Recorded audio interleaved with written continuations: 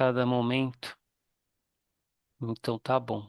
Agora, oficialmente valendo, doutor. Então, muito obrigado mais uma vez pela sua gentileza aí de aceitar o convite de conversar aqui comigo, né? Representando nesse momento dois trabalhos diferentes, né? O Instituto ACO, que é o instituto que eu fundei desde 2015, que atua com a conscientização para a conscientização, né, das mulheres a respeito dos cânceres ginecológicos e também do Estudos Espíritas Livres, um movimento que incentiva aí, que eu também coordeno para o estudo do espiritismo aprofundado. Então, encontrei ali o seu contato com a AME, né, Associação Médico Espírita. Então, estou aqui com o Dr. Marcel Saad, médico especialista em fisiatria e acupuntura, doutor em ciências da reabilitação pela Unifesp, diretor secretário da Associação Médico Espírita AME, né, aqui de São Paulo, coordenador de pesquisa é, da AME também, organizador do Manual Prático Apoio Espiritual em Saúde, um currículo extenso. E tem uma coisa interessante aqui que eu gostei, é pesquisador independente, engajado. Depois eu queria falar sobre isso. Então, muito prazer, doutor Marcelo Saad. Vou te chamar de Saad ao longo da conversa, tudo bem? Tá ótimo, obrigado, Fernando. É um prazer estar aqui. Obrigado por me receber. Espero corresponder à confiança que vocês estão depositando em mim. Com certeza. Doutor, eu queria começar pelo seguinte ponto aqui. Você é fisiatra, né? Eu vi aqui no currículo que está no seu site, né? E vi Uhum. também que você se especializou em acupuntura, um acupunturista. É uma técnica, então, medicina chinesa aí já milenar, né? Então eu queria saber em que momento se uniram essas duas medicinas tão, pelo menos no meu modo de ver, tão diferentes, mas que trazem tanto benefício. Que momento isso aconteceu dentro do seu currículo profissional médico aí? Olha, desde os anos 90, quando eu me formei, eu tive uma curiosidade sobre o conceito de cura propriamente, ou o que que nós podemos chamar de cura, o que que nós podemos chamar apenas de controle dos sintomas, ou o que nós poderíamos chamar, da verdadeira realização. Por isso eu até busquei a fisiatria, que é a medicina dos portadores de deficiência física, a medicina da função, da reabilitação. E no meio disso também busquei a acupuntura, porque trazia esse outro aspecto também. Já estava incorporada à medicina como especialidade médica, me interessei por esse campo. E aí, no final dos anos 90, eu descobri por acaso que já havia muitos trabalhos científicos sobre a relação entre o bem-estar espiritual e parâmetros positivos de saúde física e mental, e mesmo longevidade. Eu fiquei assim surpreso, cheguei a escrever um artigo em 2001 sobre o papel da espiritualidade dentro da reabilitação, que era o meu campo. E aí eu inaugurei uma seara de busca nesse tipo de conhecimento.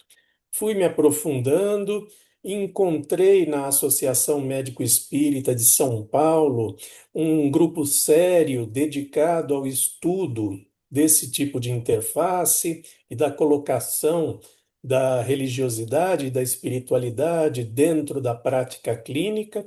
E assim fui me envolvendo cada vez mais, fui me tornando diretor da Associação Médico Espírita de São Paulo. Colaboro atualmente também com a AME Brasil, no departamento de pesquisas, e construí essa carreira nesse campo de conhecimento, né? Atualmente, eu estou afastado da prática clínica e me dedico a esse tipo de estudo, a produção de material, de livros, artigos científicos e a apoiar eventos relacionados a esse tema. Doutor, você falou, tá escrito ali no seu currículo, você é um pesquisador, então. de maneira independente. Assim, queria que você, se pudesse comentar a respeito, que tipo de pesquisa já produziu ou qual, de repente, ainda está aí é, investigando, enfim, algo do tipo, assim, só para a gente entender. Sim.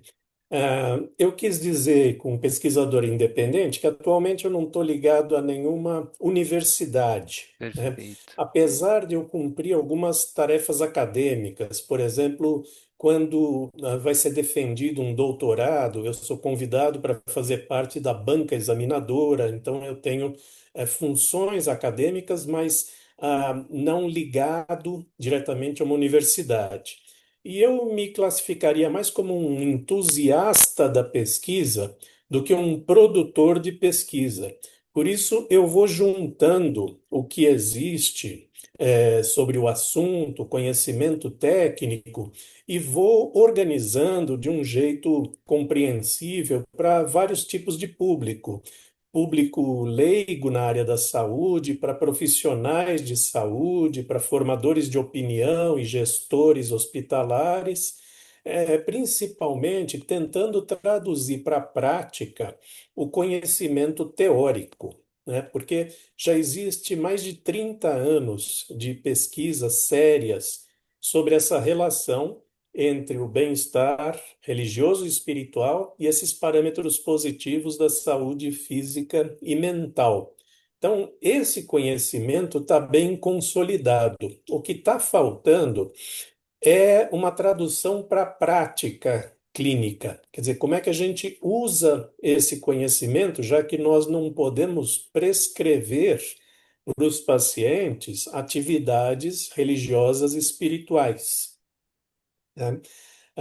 Então, eu me dedico mais a esse tipo de coisa. Eu sou um facilitador, né?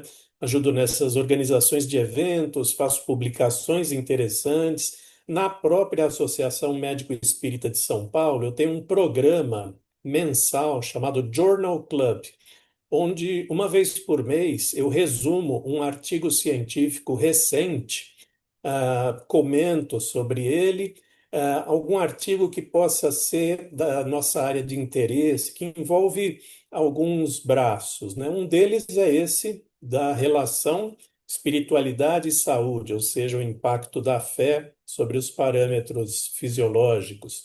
Outro campo também que nos interessa é os fenômenos da consciência, que não poderiam ser explicados facilmente, como memórias de vidas passadas ou a experiência de quase morte, e também trabalhos no campo das terapias espirituais.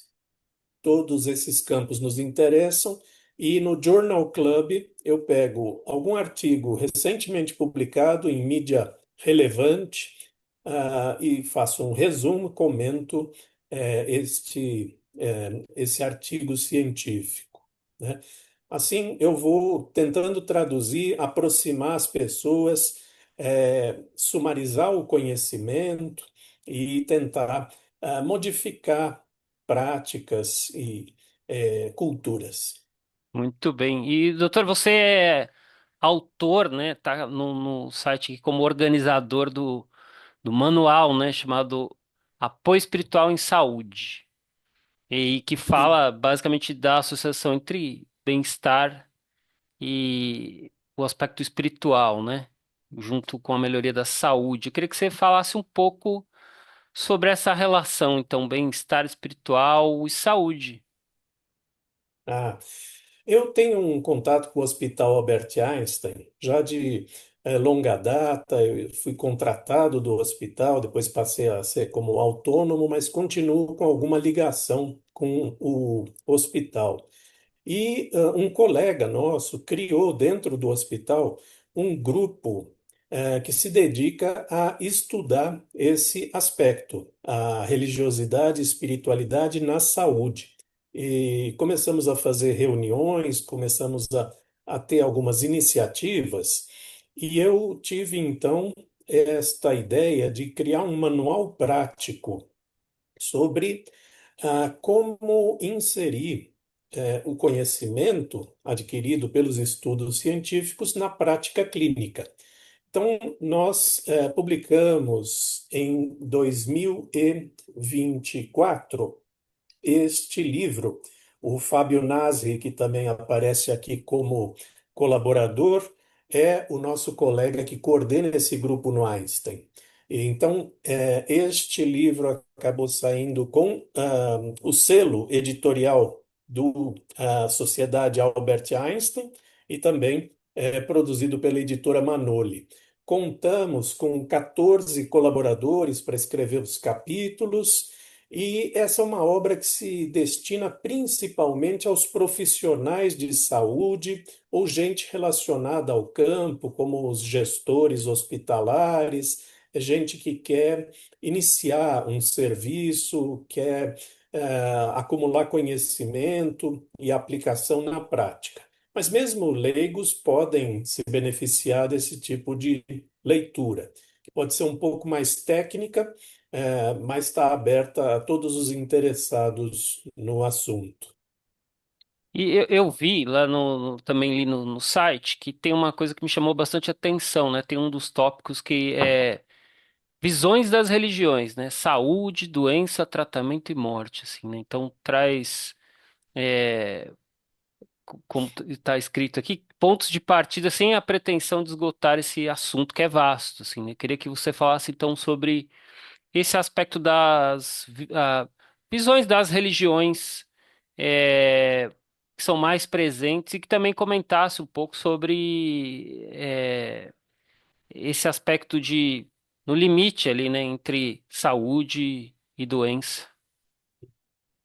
Esse é um dos capítulos do livro onde eu tentei colocar, com a ajuda da autora, da colega que escreveu o capítulo, algumas pinceladas de alguns conceitos que podem ser úteis para os profissionais de saúde, sobre algumas religiões mais prevalentes, porque o profissional de saúde acaba se deparando com culturas diferentes, com denominações religiosas que ele não conhece, e ele precisaria, pelo menos, para poder ter esse respeito, para poder ter essa sensibilidade cultural, conhecer um pouquinho do que cada denominação acredita ou valoriza, né? Num ambiente ideal, o profissional da saúde, seja médico, enfermeiro ou outros, deveria conhecer qual é a denominação religiosa do paciente, mas, além disso, conhecer também o quanto essa religião significa para ele, o quanto ele observa, o quanto ele acredita, o quanto ele frequenta, né? Porque não dá para estereotipar as religiões, né? Imaginar que um paciente ou todo paciente judeu vai querer tal coisa porque isso faz parte da religião. O que não é verdade, você vai ter níveis de observância diferentes e valorização de coisas em diversos níveis pelos pacientes. Então, com esse conhecimento e adequando ao conhecimento do paciente presente, o profissional de saúde vai poder ter um tratamento mais dedicado, às vezes fazendo algumas concessões, né? Por exemplo, em algumas religiões é importante que a pessoa seja atendida por alguém do seu mesmo gênero, né? Se essa concessão puder ser feita, é algo que vai ao encontro da cultura do paciente e pode melhorar a experiência do tratamento.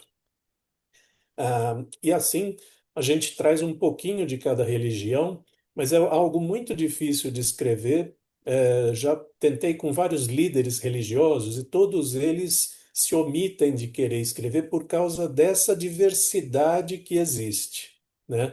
Ah, eles vão acabar escrevendo algo que na prática a gente não vai observar. Mas um pouquinho de conhecimento é necessário para os profissionais de saúde. Agora, doutor, me ocorreu aqui a seguinte questão. Sei que tem alguns grupos religiosos, né? Que, por exemplo, isso se não me falha a memória, se não atualizou a cultura, mas é mais ou menos o seguinte: eles não têm, não recebem transfusão de sangue, por exemplo. O Hum. senhor deve imaginar qual grupo eu estou me referindo. Como é que faz? Que tipo de abordagem é feita ali? Porque aí é a ciência que vai prevalecer em relação a esse aspecto, mas tem esse aspecto também que faz parte de uma cultura também, né, desse grupo específico. Como que procede aí nesses casos? Olha, o primeiro passo para um profissional de saúde, por exemplo, é entender o que é que esse mandamento significa para aquele paciente. No caso das testemunhas de Jeová, ah, receber sangue significa a danação eterna. E isto é uma coisa que seria muito pior do que perder a sua vida física biológica, tá? É com esse nível de preocupação que o indivíduo seguidor da religião vai fazer essa recusa com muita desenvoltura, porque além dessa danação eterna, ele já começa em vida a ser expulso da sua comunidade de fé, tá? Então, o pesadelo dele já começa em vida, o que seria complementado por algo terrível após a morte.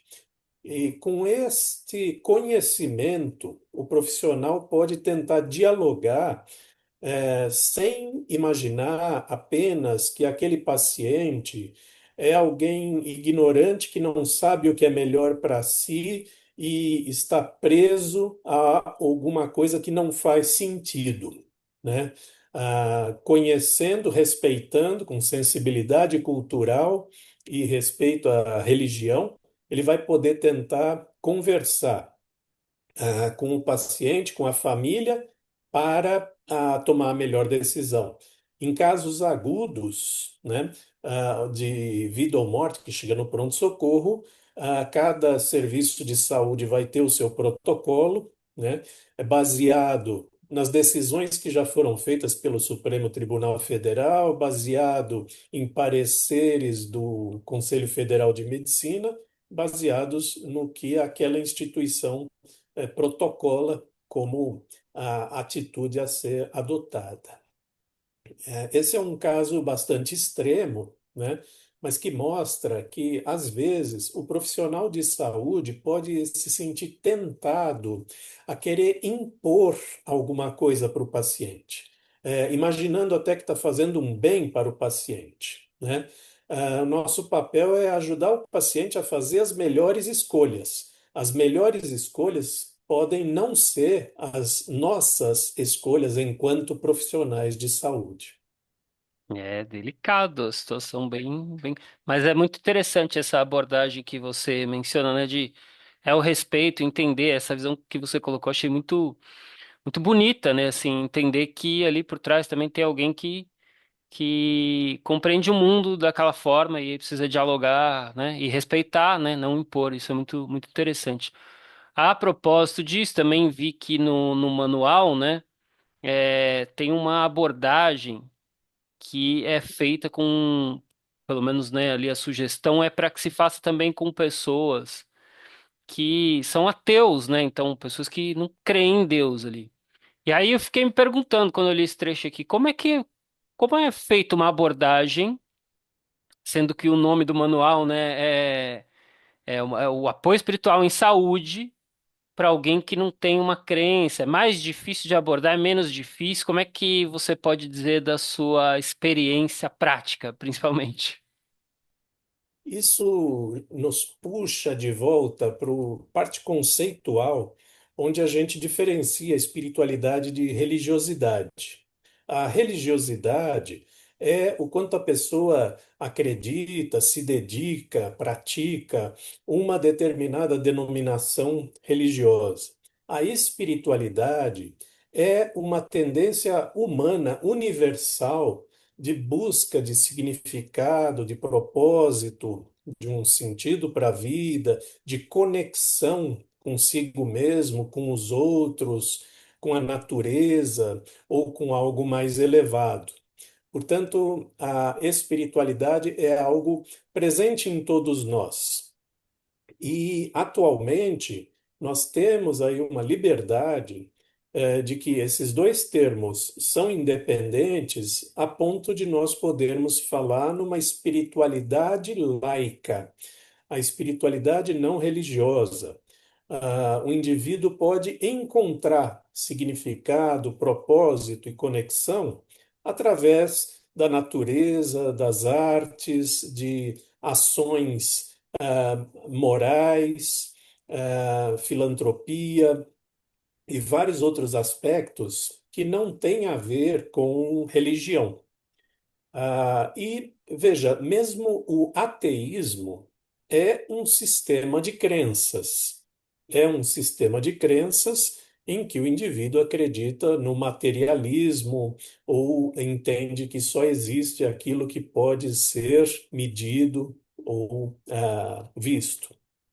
Enfim, ah, portanto, também é um sistema de crenças que também tem que ser respeitado igualmente, como qualquer outro sistema de crenças. E mesmo essas pessoas podem ter questões existenciais, ter dúvidas nessa espiritualidade laica, atingir algum grau de sofrimento espiritual que não tenha repercussão em nenhuma religião.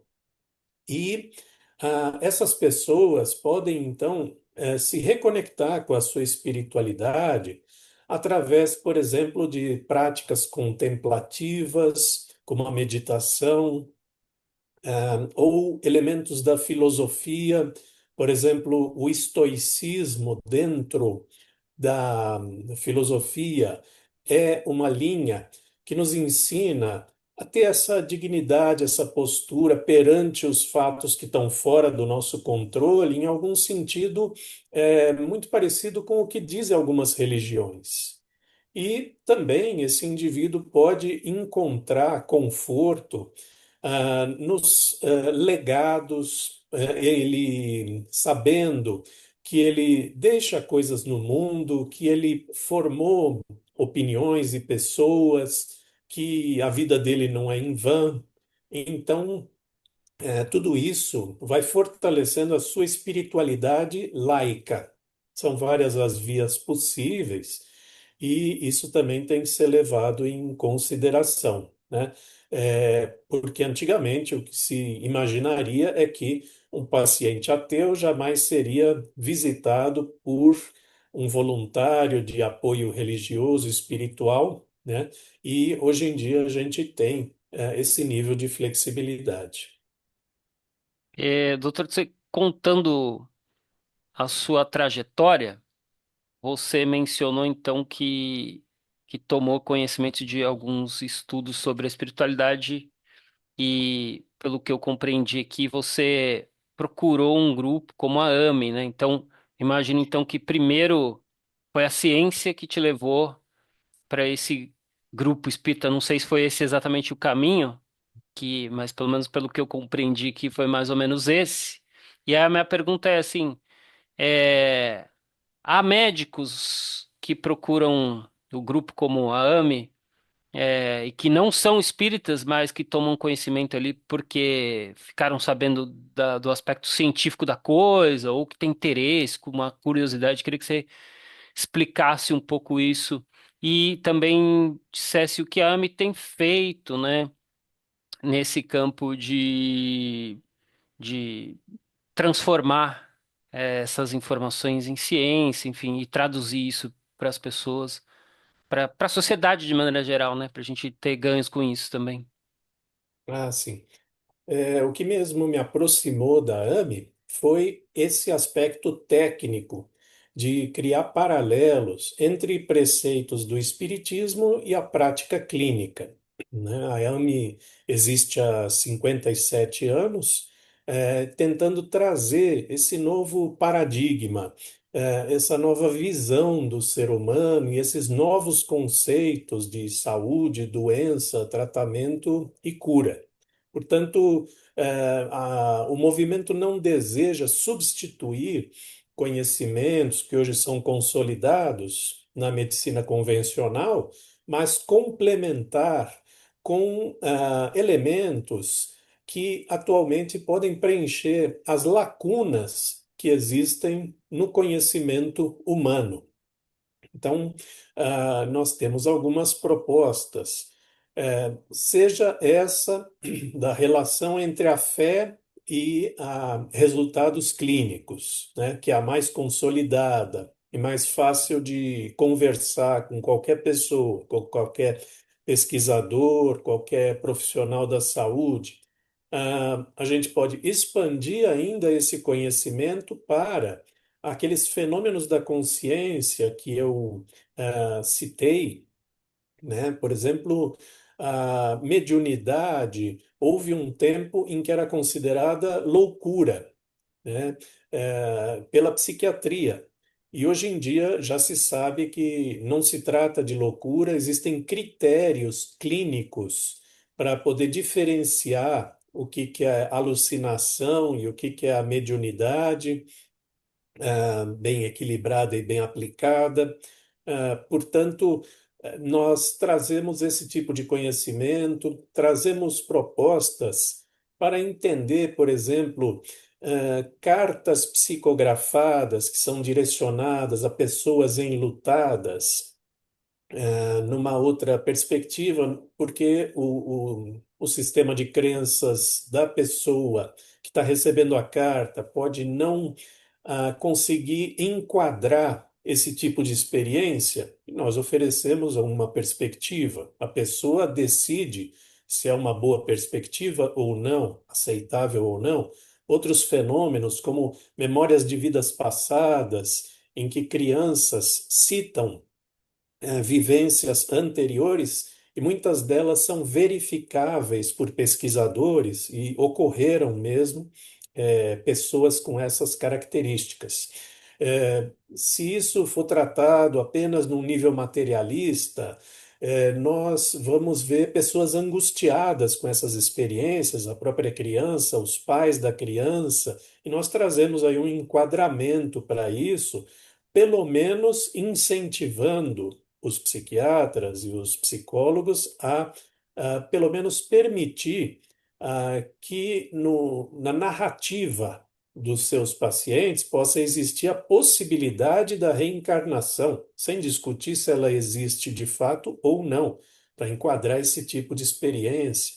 Assim como as experiências de quase morte, em que a pessoa em estado crítico tem visões do que está acontecendo com o seu corpo durante a ressuscitação, ou perde o medo da morte depois de ter uma experiência como essa, né? Podemos trazer um enquadramento também para esse tipo de experiência e aproveitar o que ela traz de bom. Por exemplo, pessoas que não passaram pela experiência de quase morte, mas ouviram falar dela, ah, também passam por alguma transformação positiva, também encaram a morte de outro jeito e passam a tocar a vida de uma forma mais positiva. Portanto, são muitos os assuntos que nós queremos tratar, nós queremos trazer alguma perspectiva nessas áreas que ainda estão cheias de lacunas, no conhecimento humano. Doutor, você chegou a presenciar, por exemplo, alguma coisa que para a medicina seria inexplicável, mas que você ali, dentro da sua crença, dentro da sua convicção, que você via ali que aquilo se encaixava, se enquadrava dentro da racionalidade do espiritismo e que seria totalmente possível? Como é que, se isso de fato aconteceu, como é que isso ficou para você, assim, dentro do ponto de vista profissional e também pessoal ali? Olha, todos nós, se formos puxar da memória, nós vamos ter alguma experiência extraordinária. É que muitas vezes isso vai para uma gaveta dentro da memória para ser analisado depois, passam-se décadas e a pessoa nem lembra mais disso que aconteceu. Mas, por exemplo, na minha infância, uma parente minha começou a ter muitas marcas no rosto, lesões que cobriram o rosto, né? Foi a dermatologistas renomados e a solução seria queimar cada uma dessas lesões num processo muito lento e muito doloroso. Mas um parente veio ali, que nós não éramos espíritas e esse parente também não era. Ele fez uma reza, fez uma benzedeira ali, e em uma semana essas lesões tinham desaparecido, né? Quer dizer, são fatos inexplicáveis, tendendo à maravilha, que nós, em algum momento, passamos e acabamos não valorizando tanto, né? Eu, por exemplo, só resgato esse fato porque na minha trajetória eu busquei essas experiências, as explicações e o conhecimento.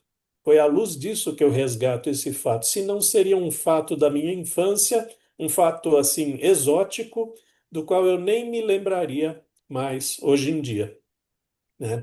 Todos nós temos, se puxar realmente lá no fundo da memória, a gente já presenciou alguma coisa bastante fantástica.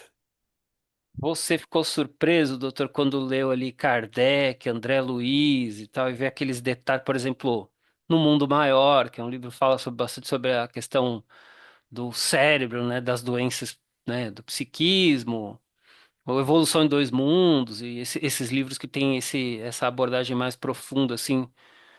Me lembro até que tem alguma dessas obras, não sei exatamente qual, mas que fala assim, um dos instrutores ali conversando com o André Luiz fala bastante isso, sobre o médico do futuro, que o homem pode ser um médico de si.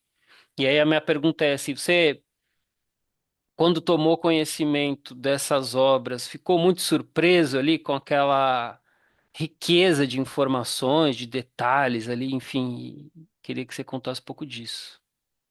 Olha, o que mais me chama a atenção na obra de Kardec é que o próprio Kardec fala assim: sempre fique com o conhecimento que fizer mais sentido, a explicação mais lógica, aquela que realmente preencher o conhecimento, né? Até abrindo mão de que ele possa estar sempre certo a respeito de tudo. Ele se desafia quando ele propõe que a pessoa sempre busque aquilo que faça sentido, mesmo que aquilo esteja fora, do espiritismo, né?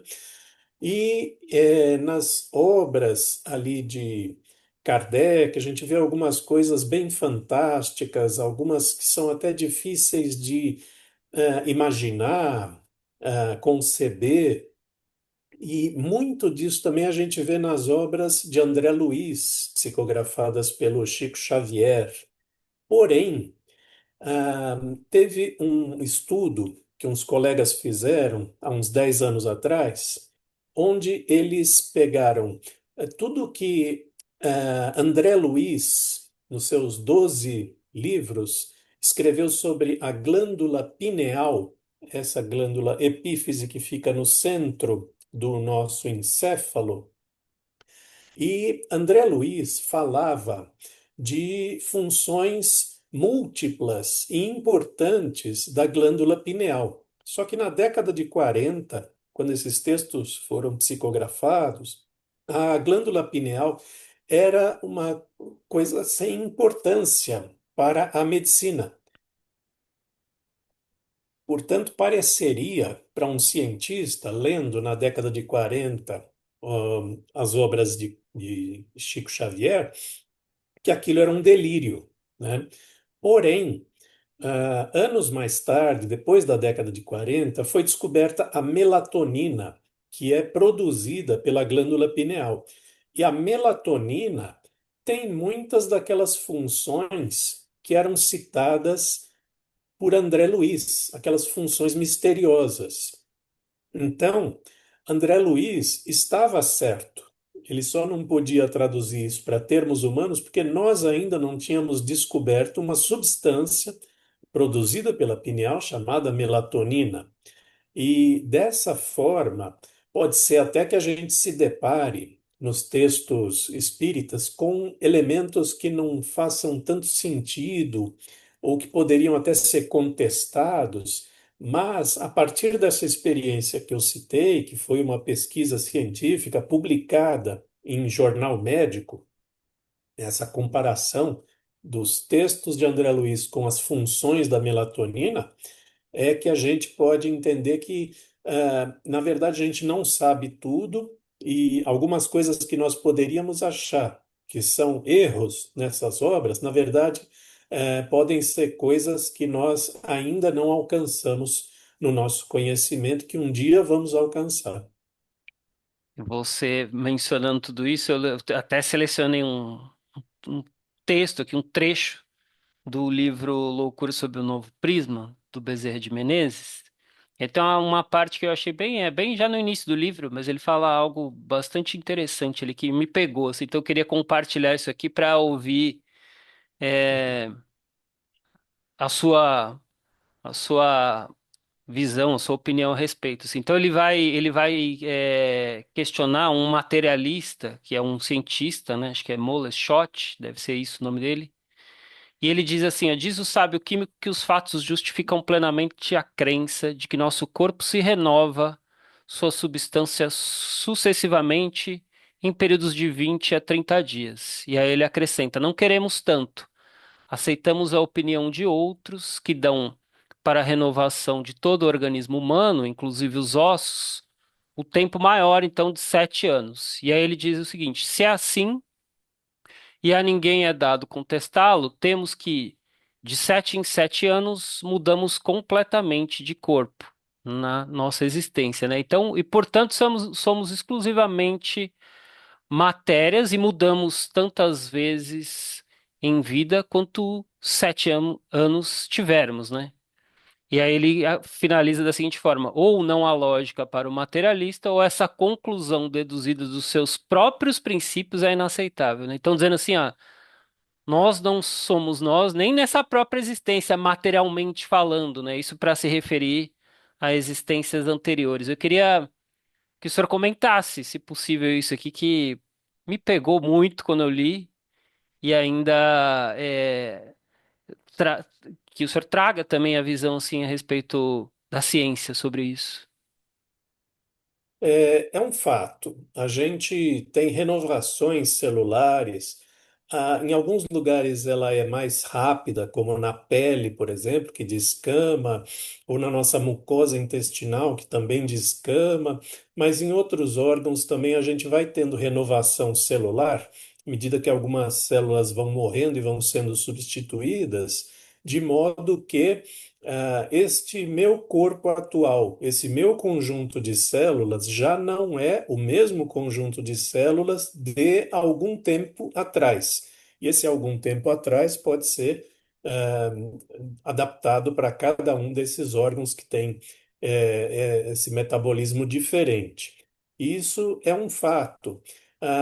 Parece ser alguma coisa banal, mas nos traz aí um questionamento. Onde é a sede da consciência, né? Será que é nos neurônios? Será que a consciência é meramente um produto, uma secreção do cérebro? Se ela é, como é que a minha consciência se mantém constante, apesar de toda essa renovação celular do meu corpo, né? Quer dizer, nos leva a questionar um pouco o que somos nós. Nos traz um pouco de humildade, né? E um outro golpe na nossa humildade foi esse conhecimento mais recente de que metade do peso do meu corpo é de bactérias, né? Tirando aí as estruturas ósseas, né? Tirando todo o cálcio, tirando a água, pegando só as células, elas têm um peso. E no meu corpo tem um peso equivalente de bactérias. Quer dizer, quem somos nós realmente, né? Ah, Esse conceito de que nós temos uma inervação nos intestinos que é quase como um cérebro acessório. É uma inervação extremamente complexa que influi em muitas funções no nosso corpo que a gente nem imaginaria. Tudo isso está dentro do questionamento o que afinal somos nós e com que grau de humildade nós temos que enxergar as questões. Agora, doutor, nesse sentido, assim, imagino eu que o Brasil produza muito material, pelo menos no sentido para pesquisar deve ter muita coisa aí, assim. Mas no mundo, como é que isso funciona, assim, até onde você conhece, doutor, assim, outras universidades ou médicos, enfim, mundo afora pesquisando esses assuntos tão importantes, relevantes, né, que eventualmente, né, a gente começou a conversa dizendo que, você uniu então em determinado ponto da sua carreira o conhecimento da medicina tradicional com a medicina milenar, né, a outras também, como a indiana e tudo. Essa coisa vem se fundindo, como é que todo esse conhecimento, para onde a gente vai chegar com isso? Está havendo uma sincronia muito grande, principalmente com algum protagonismo do Brasil. Por exemplo, temos o professor Alexander Moreira Almeida, da Universidade Federal de Juiz de Fora, que é atualmente coordenador da seção, de uma seção da World Psychiatric Association, Associação Mundial de Psiquiatria. É uma seção sobre religiosidade e espiritualidade na saúde mental. Ele está coordenando um evento que vai acontecer na Universidade de Harvard no ano que vem, em maio, sobre o futuro da integração da religiosidade e da espiritualidade na saúde mental, né? Então, uma Associação Mundial de Psiquiatria já fez um statement, qual é o statement, uma declaração, né, sobre a importância da saúde mental eh, e da religiosidade e da espiritualidade. Vai ter um evento sediado pela Universidade de Harvard para falar sobre isso, e um brasileiro está à frente desse tipo de iniciativa. Aos poucos, a gente vai vendo mudanças que há 50 anos talvez a gente achasse impossível, tá? Portanto, a gente projetar os próximos 50 anos também vai ser muito difícil, porque coisas que nós estamos vendo hoje seriam impensáveis há 50 anos atrás. Portanto, moldar esse futuro, pensar como vai ser daqui a algumas décadas, é um desafio e tanto também. Nós podemos imaginar que essa nossa visão de ser humano, de saúde, doença, tratamento e cura, vai evoluir para alguma coisa além do que a gente tem hoje. Não sabemos exatamente quando e não sabemos exatamente qual formato que isso vai assumir. O caminho é lento, um pouco frustrante para nós entusiastas do assunto, mas nós estamos assistindo a história acontecer aí diante dos nossos olhos.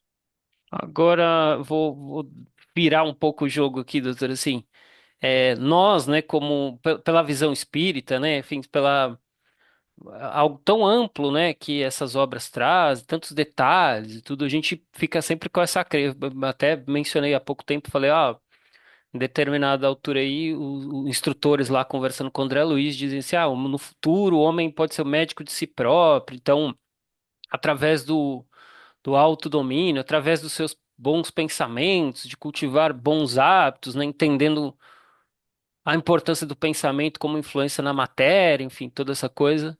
Então a gente fica, de certa forma, bastante encantado, deslumbrado com tudo isso. Mas eu vou trazer um outro ponto aqui que vira um pouco o jogo, queria ouvir a sua opinião também, assim. Por outro lado, a gente sabe que, principalmente com hoje em dia rede social, tudo, então, quando a pessoa está vulnerável ali no momento de doença, e eu posso falar né, pelo trabalho que eu tenho na associação com pacientes que ficam em terminalidade, até mencionando coisas que eu mesmo vivenciei com a minha mãe, quando teve seu momento ali de terminalidade. Então a pessoa está muito vulnerável, ela acredita em qualquer coisa, em qualquer pessoa, e nem tem muito critério, né? Assim, ela fica basicamente, ela só pensa na sobrevivência, ou dela, ou quando é um familiar da pessoa querida, assim, e próximo. Aí eu vou compartilhar uma situação também que também me pegou aí há um certo tempo. É, eu conheci uma pessoa que, quando a mãe foi diagnosticada com câncer, ela foi buscar um centro espírita, e ela não era espírita, mas foi buscar esse centro espírita. Foi para o centro-oeste do Brasil, se deparou com um médico com um médium, desculpa, que era um famoso curandeiro, enfim, alguém que tinha aí, digamos, esse poder aí para para cura, e aí ela acabou sendo abusada por esse médium, e a mãe dela, no final das contas, tá viva, assim, enfim, foi um erro de diagnóstico também, foi uma história bem complexa, mas ela, no final das contas, ela foi abusada, assim.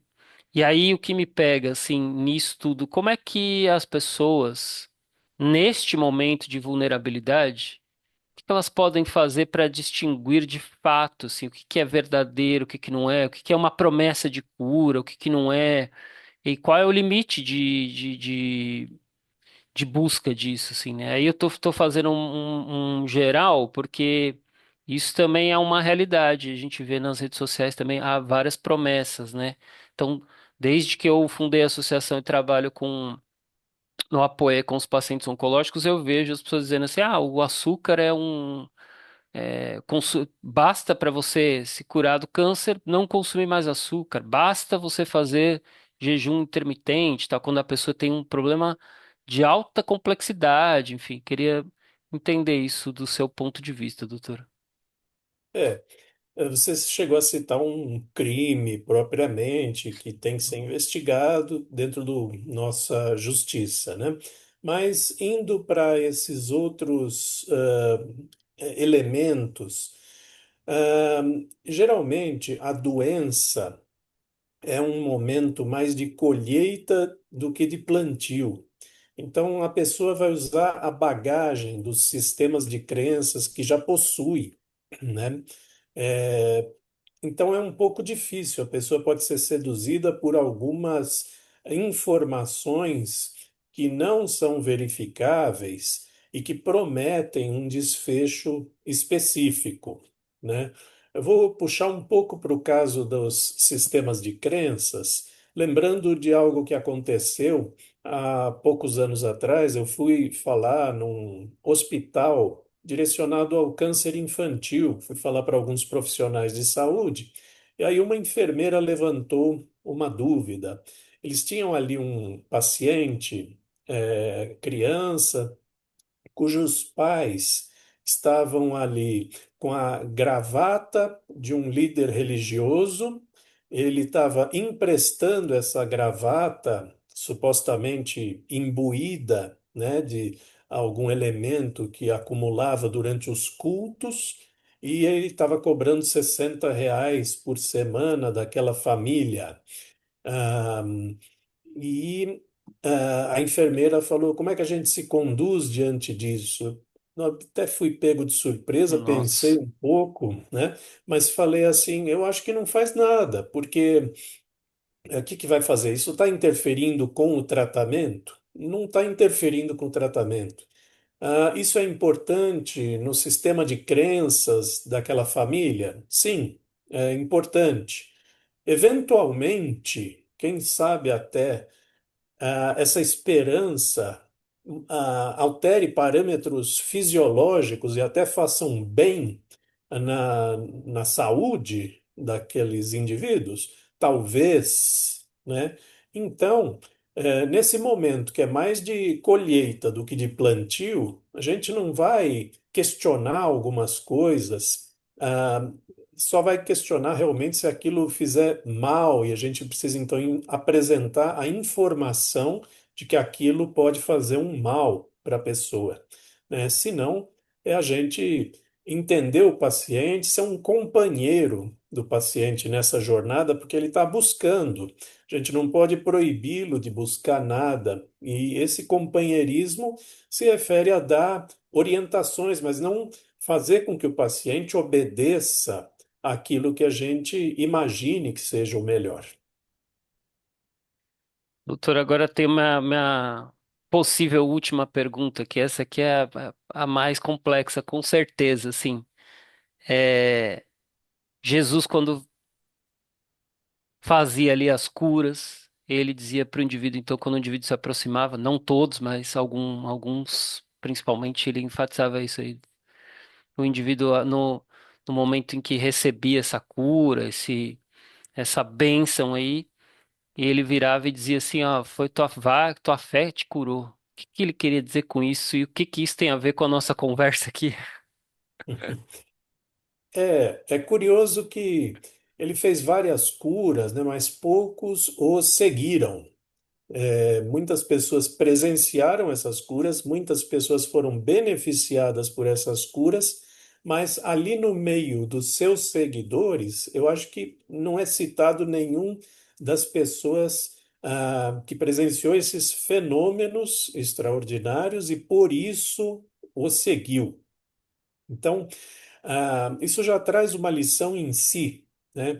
A gente tem aí coisas maravilhosas, às vezes, diante dos nossos narizes, mas não está antenado para entender que aquilo é algo importante, que a gente deveria dar atenção para aquilo, uma coisa diferenciada, uma oportunidade única, né? E também esses pacientes melhoravam, esses assistidos, né, no caso dos evangelhos, porém não tem um segmento nos evangelhos para a gente ver se eles voltaram a adoecer, porque os indivíduos foram curados, mas será que ficaram, permaneceram curados? Porque se ele falava, vai e não peques mais. Como é que a gente sabe se esse indivíduo pecou de novo e o quanto isso afetou aquela cura, né? Então, o que fica daí é a lição de que coisas maravilhosas acontecem em diferentes graus no nosso dia a dia, né? A gente é que não presta muita atenção por causa da correria ou por causa de uma cegueira seletiva que a gente tem para os fatos da vida, né?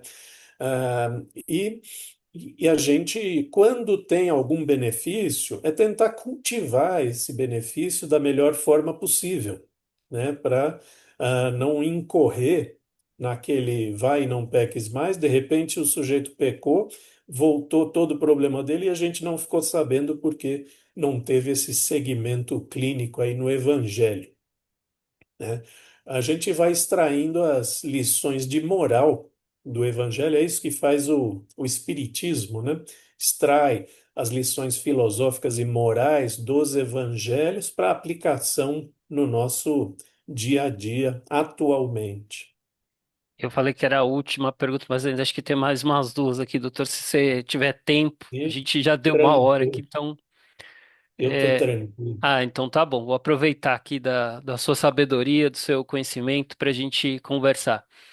Tem um aspecto que chama bastante atenção na obra de André Luiz, é que sempre que ele está ali no aprendizado com os instrutores, quase sempre, a maioria das vezes ali, eles sempre utilizam de um recurso que não sei se a gente subestima ou não conhece profundamente.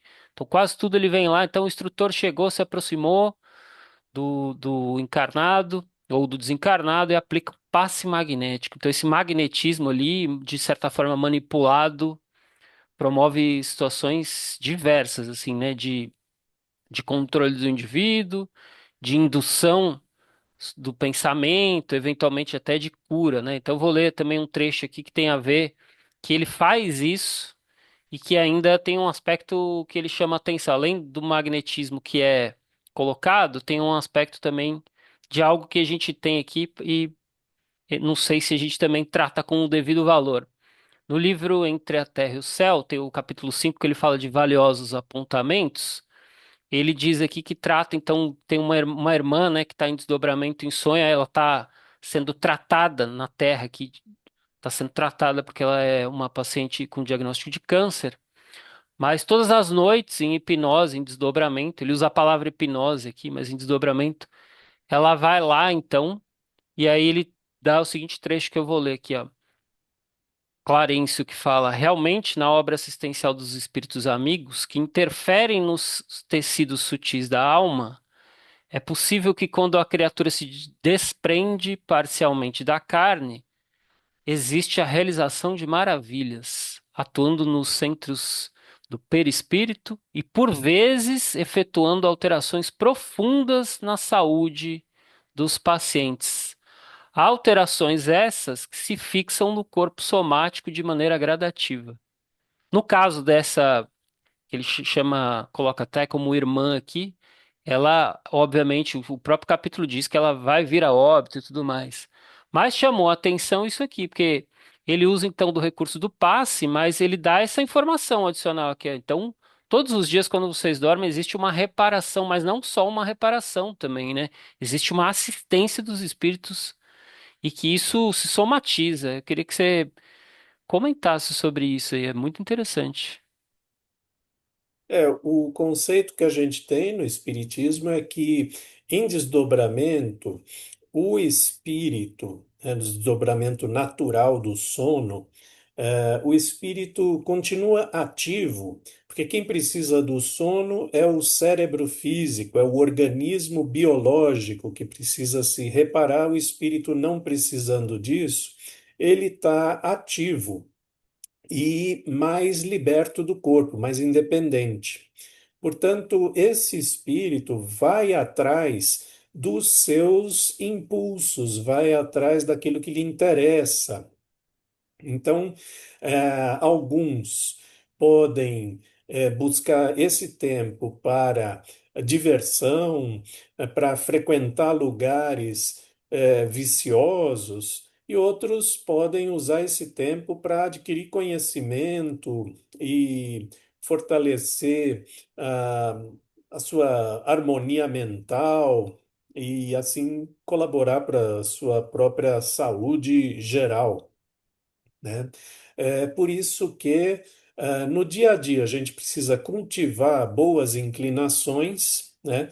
Tentar refrear ou moderar as inclinações que sejam mais negativas ou destrutivas.